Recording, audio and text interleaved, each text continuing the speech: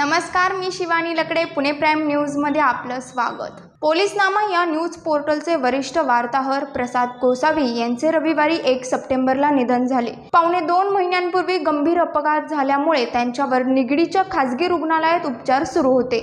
मात्र त्यांची मृत्यूशी झुंज अपयशी ठरली. त्यानंतर प्रसाद गोसावी यांचे अवयव दान करण्यात आले. या निर्णयामुळे प्रसाद गोसावी अवयव दान करणारे पहिले पत्रकार ठरले आहेत. प्रसाद गोसावी यांच्या मृत्यूनंतर काही तासातच त्यांच्या हृदयाचे दुसऱ्या एका लष्करी जवानाच्या शरीरात यशस्वीपणे प्रत्यारोपण देखील करण्यात आले. त्यामुळे गोसावी यांची मृत्यूसोबत केलेली झुंज अपयशी ठरली असली तरी आजही त्यांचे हृदय धडधडत आहे.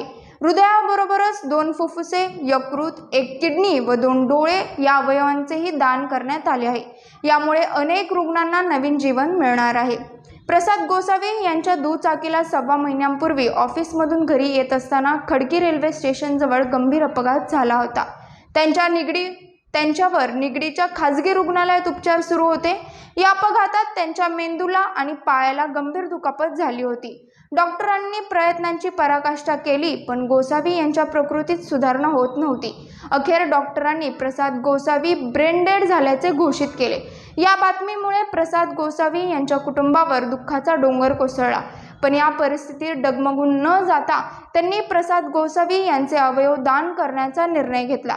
अवयव दानानंतर त्यांचा मृतदेह नातेवाईकांच्या ताब्यात देण्यात आला. निगडीच्या स्मशानभूमीत त्यांच्या पार्थिवावर अंत्यसंस्कार करण्यात आले. पाहत रहा पुणे प्राईम न्यूज. धन्यवाद.